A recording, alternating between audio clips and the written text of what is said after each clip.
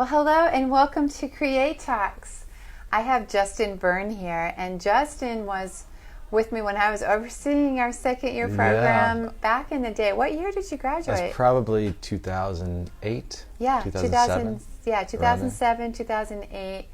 And his brother Jeremy had come as well, and his parents were moving up here. And if you don't know them, I'm sure you do, but it's Love After Marriage, which is a great thing that is just changing people's lives. And Justin also is involved in single life and Correct. Yeah. with his brother, and you're traveling. You're seeing so many people. Yes, we travel all over and just spend 3 days with people and hear about everything and invite God into all of it. Yeah, so. It's amazing how people don't invite God into their process. Yeah.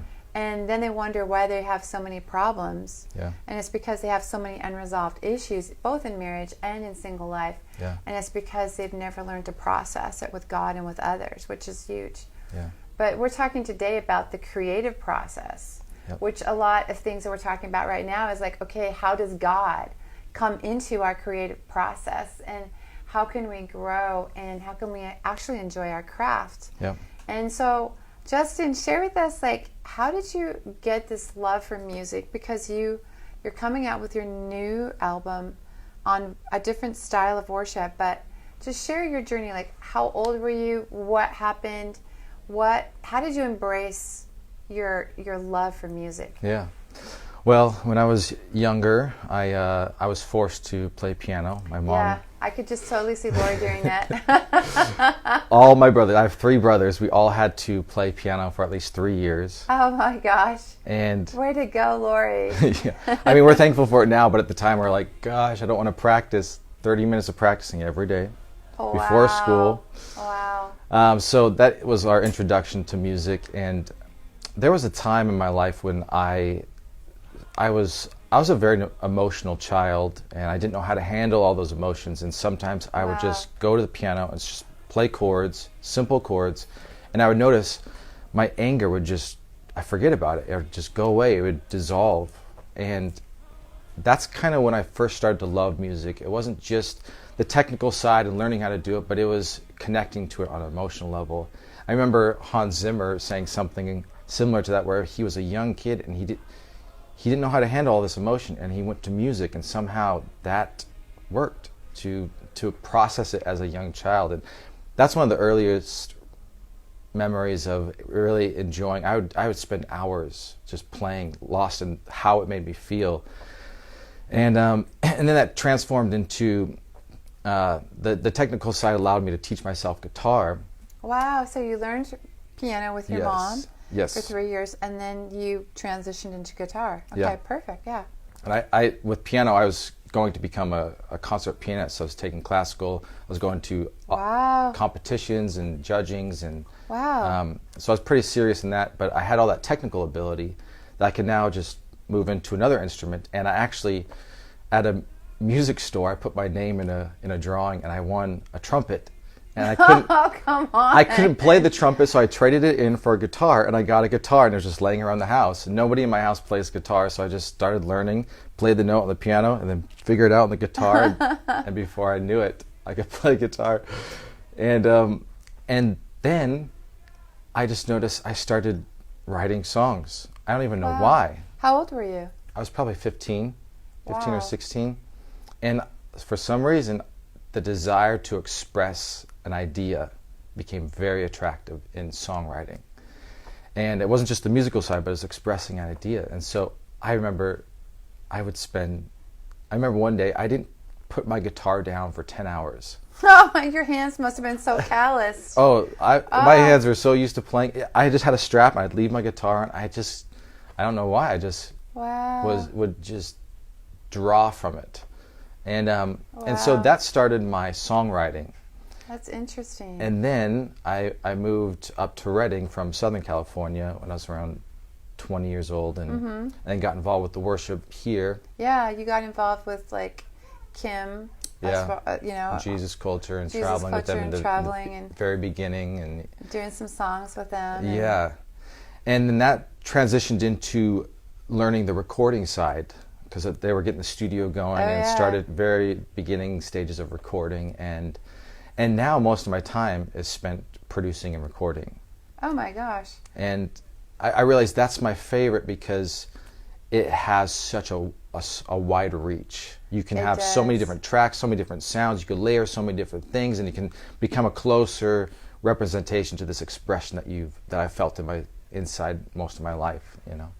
It's interesting, and I know that as you're sharing your story, for a lot of people that are listening, like sometimes we forget that we need to teach our children in the way that they should go, and sometimes like what you had to learn in being disciplined taught you something that you couldn't get any other way. Yeah. And it also helped you discover this love that you have for how music can heal your heart and how it can actually be a way to share your emotions, which a lot of us out there understand. Like creativity can be very healing, and it can also lead to a greater revelation of how God can use us in those arenas. And it's like God set you up. Yeah. And that's the great thing about, like, don't ever think, oh, this is boring. I'm practicing my art, my dance, my playing of an instrument. No, this is all preparation. Yeah. But it's also to teach you about who you are. Yeah. And about the deep well inside. That is so true. I think there's a quote that Beethoven says. He says, "Don't just practice your art, dive into its secrets." Wow. And there's this level that's deeper, that once you start getting into that, it opens up a world to you that's interesting, that's new, it actually gives you energy instead of just trying to put out energy. It's a fascinating quote. But there's something you talked about that's been really interesting for my life. I realized music is an expression, and you express from whatever is inside of you. That's right. And you cannot avoid that. Meaning, if there's things that you don't like, that's going to come out into your expression as well. And it really is about life. It shows you what's going on inside, whether you like it or not. It totally does. Creativity, you just, all you do is draw from it, and you put it out there, and you don't know exactly what it's going to be, and then you get to look at it after the fact. And sometimes it shows you, oh, that was done from actually wanting attention, or you know, not being fully fulfilled, or you know, a flaw in my identity, or lack. It was coming from lack, and that's been one of the best things about music, is it grows you. If you can see it, if you can let it, if you can face the reality of it, it will grow you. And that's one of the things I've been so thankful that my occupation is also beneficial to my life. That's amazing. Yeah.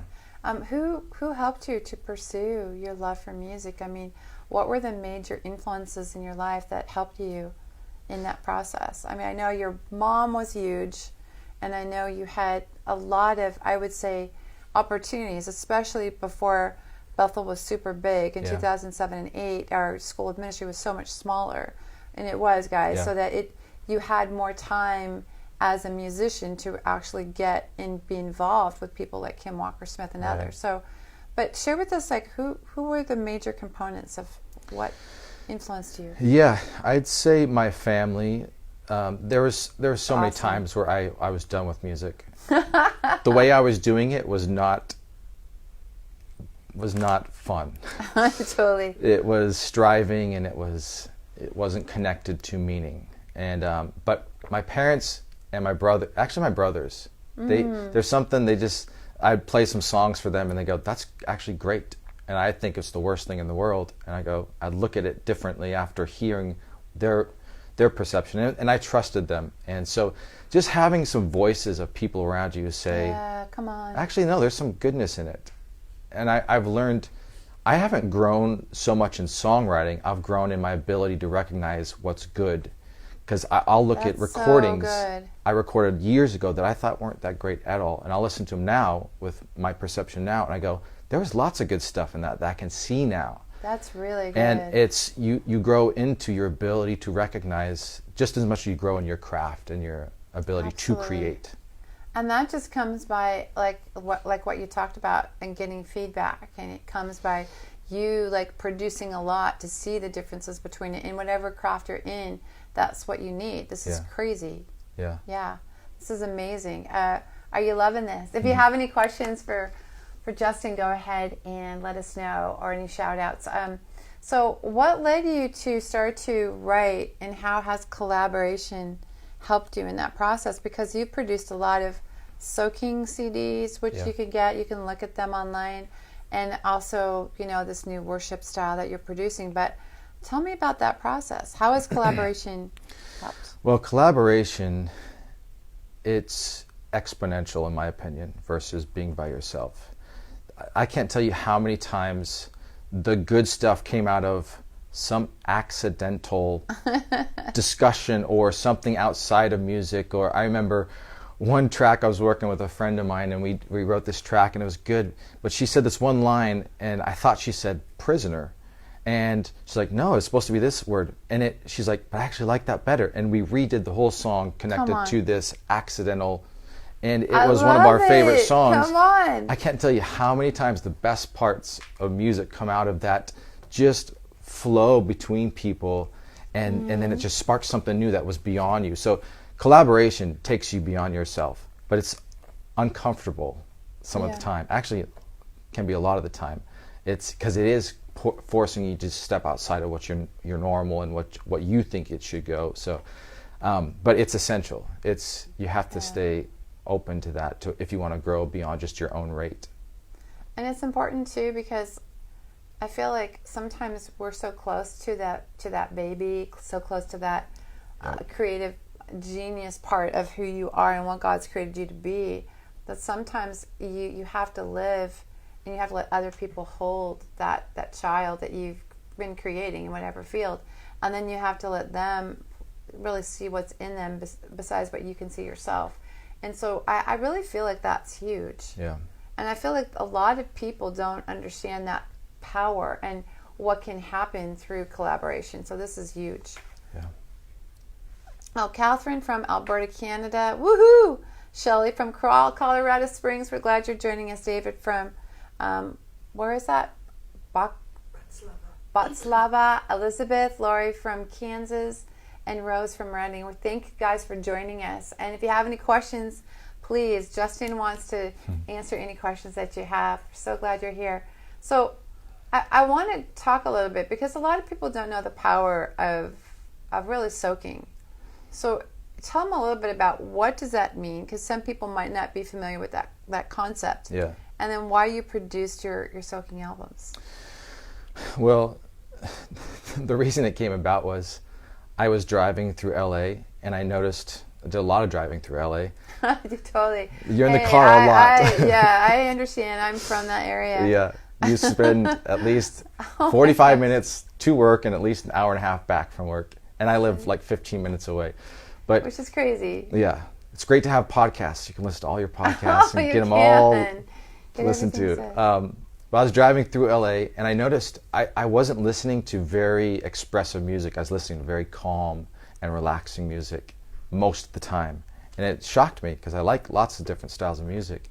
But I realized it brought calmness to me in the midst of the chaos of traffic. And I thought, I want to do that. I want to create some music that helps bring space and peace to people.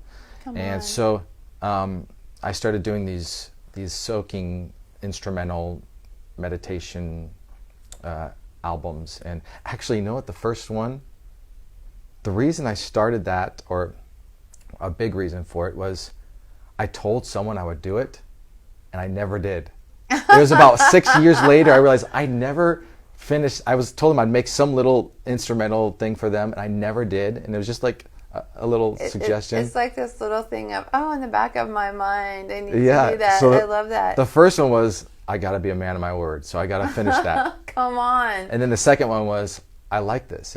I didn't even know I'd like it that much creating it, but I did. And I use them all the time, actually, when I write, and because I wanted to do something that has not too much attention. Because lyrics bring attention, loud noises, drums, a lot of drums bring attention. I noticed all this stuff because I made tons of tracks. I'm like, this just isn't it. I started getting away with all that, and it left more space. I could think while I'm listening, and it just felt like this wonderful atmosphere. It's like a soundtrack to your life kind of thing. It can help support but not take too much focus. And Yeah. so that was just a little side project that turned into something I enjoy doing. And it's great because what's great about when you just listen to the Holy Spirit, or you're creating in any genre, whether it's art or dance or cooking or exercising or going in traffic, etc., that's the kind of music that you really want to listen to quiet your soul, but then to allow the presence of God to come. Yeah. And that's what I love about that, because sometimes people, like my husband, he loves to have loud music playing all the time. He's just that kind of a guy. And I can't really create when that's on. I can't create because what it does is it destroys my ability to hear from another source.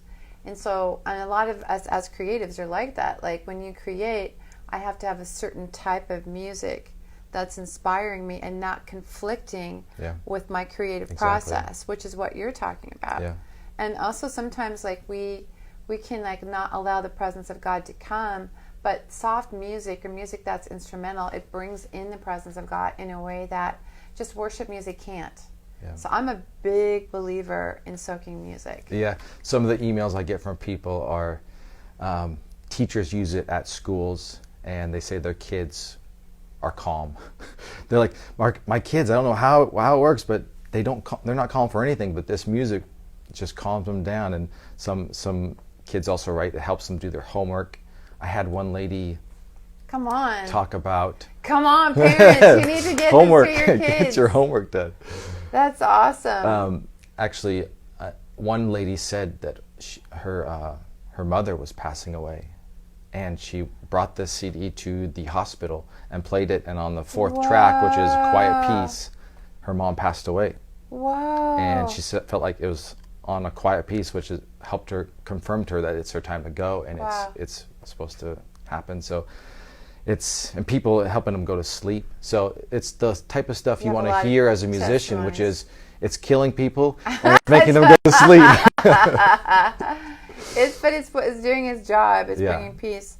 We do have a question for you, Justin. Yes. What's the difference between soundtrack music and soaking music? Well, I'd say soundtrack is designed to facilitate a story with either video or a documentary or something. Yeah, and it is a different focus. It's designed to support that specific. So you want to really hone in on the timbre and the tone of whatever piece you're working on.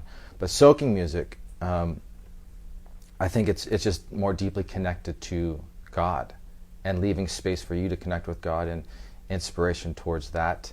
And I don't really know how to describe the difference, but you do the best you can to feel what actually draws out that deep connection and that deep longing, and you just do the best you can, and you make something.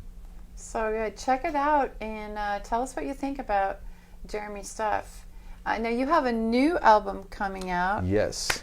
Which I'm excited about. Actually, we just released the first single, and it's called Found in You. So you can look at that, Found in You by Justin Byrne. That's awesome. It's actually called under Jer and Jaws. It's my Jeremy, and my nickname is Jaws.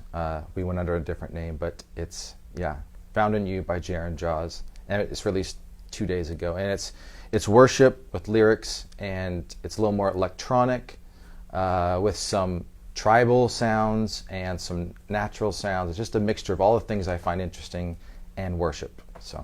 And Justin will put that on this Facebook page so you'll be able to hear it and find out where to purchase it, etc., what to do, and how to see that grow. This has been amazing.